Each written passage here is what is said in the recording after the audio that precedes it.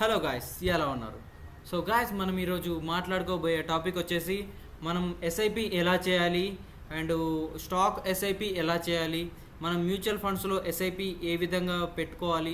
So వీటి గురించి అయితే మనం చెప్పుకోబోతున్నాం అనమాట. సో ఏంజల్ వన్ ఓపెన్ చేస్తే ఈ విధంగా ఉంటుంది కదా. సో మనమైతే ఆర్డర్స్లోకి వచ్చేసి సో ఇక్కడ చూడండి, మీకు ఎస్ఐపి అని ఉందా, స్టాక్ ఎస్ఐపి. సో మీరు ఓన్గా స్టాక్స్లో ఎస్ఐపి పెట్టుకోవాలనుకుంటే ఈ విధంగా అయితే ఉంటుందన్నమాట. ఓకే గైస్, అయితే ఈ విధంగా స్టాక్ ఎస్ఐపిలోకి వచ్చిన తర్వాత మీరు ఇక్కడ కనిపిస్తుంది కదా క్రియేట్ స్టాక్ ఎస్ఐపి. సో దాన్ని అయితే క్లిక్ చేయండి. మనం ఒక స్టాక్ అయితే ఎంచుకుందాం. సో రిలయన్స్ నేనైతే సారి నేను ఎస్ఐపి చేయాలనుకుంటున్నాను. ఇక్కడ అడుగుతుంది చూడండి అమౌంట్, మీరు అమౌంట్ ఎంత అనుకుంటున్నారు. సో నేను అమౌంట్ కాకుండా క్వాంటిటీ అంటే దాని ప్రైజ్ని బట్టి మనమైతే అంటే 1250 ఉంది కదా. సో మనం ఒక క్వాంటిటీ ఎవ్రీ మంత్, నేను మంత్లీ పెట్టుకుంటున్నాను.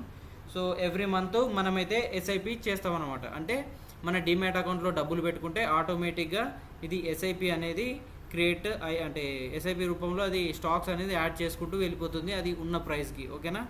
సో మనం డేట్ ఫిక్స్ చేసుకోవాలి. ఏ డేట్ రోజు మనకు నేను ఒక 10వ తారీఖు పెట్టుకుంటున్నా. సో 10వ తారీఖు ప్రతి నెల 10వ తారీఖు నాకైతే ఇది ఎస్ఐపి జరగాలన్నమాట. అంటే నాకు ఒక రిలయన్స్ షేరు నా డిమ్యాట్ అకౌంట్లో యాడ్ కావాలి. సో ఈ విధంగా పెట్టుకొని ప్రొసీడ్ అని క్లిక్ చేసి ఈ విధంగా వస్తుందన్నమాట. క్వాంటిటీ, రిలయన్స్ షేరు, ఈ విధంగా మనకు అన్నీ క్లియర్గా చూపిస్తుంది, చెక్ చేసుకోమని. సో మనం ఈ విధంగా చేసేసి కన్ఫర్మ్ నొక్కేయాలి. ఓకేనా. ఓకే, కన్ఫర్మ్ నొక్కేసాం. ఇగో సక్సెస్ఫుల్లీ అని వచ్చేసింది. ఓకేనా. అంటే మనకైతే ఇప్పుడు ఇందులో మనకు డబ్బులు పెట్టుకున్నట్లయితే ఆటోమేటిక్గా మనకు రిలయన్స్ షేర్ అనేది ఎవ్రీ మంత్ మనకి ఇక్కడ పోర్ట్ఫోలియోలోకి వచ్చి ఉంటుంది అనమాట. సో గైస్, ఇప్పుడు మ్యూచువల్ ఫండ్ గురించి తెలుసుకుందాం. ఇక్కడ పోర్ట్ఫోలియోనే ఇక్కడ చూడండి మ్యూచువల్ ఫండ్స్ అని కనిపిస్తుంది కదా. సో దీంట్లో స్టార్ట్ ఎస్ఐపి అని ఉంది చూడండి. దీన్ని ఒకసారి ఈ విధంగా క్లిక్ చేయండి.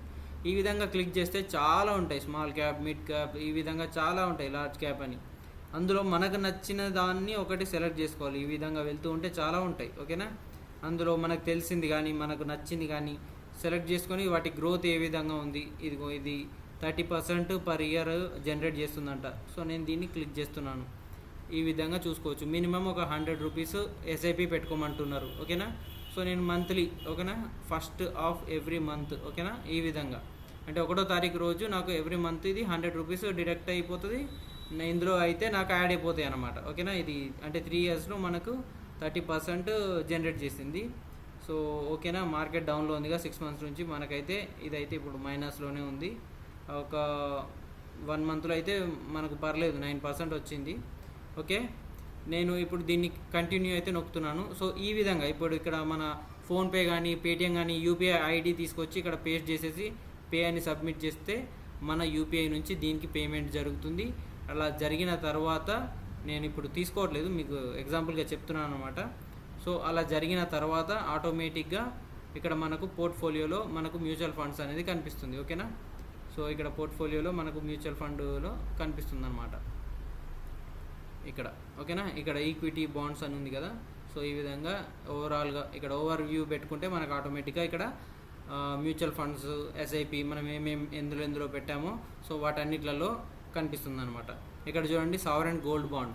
ఈ సావరెన్ గోల్డ్ బాండ్లో బెనిఫిట్ ఏంటంటే మనకు మా గోల్డ్ పెరిగినా తగ్గినా సంబంధం లేకుండా 2.5% మనకైతే ఇంట్రెస్ట్ వస్తుంది పర్ ఇయర్. ఓకేనా.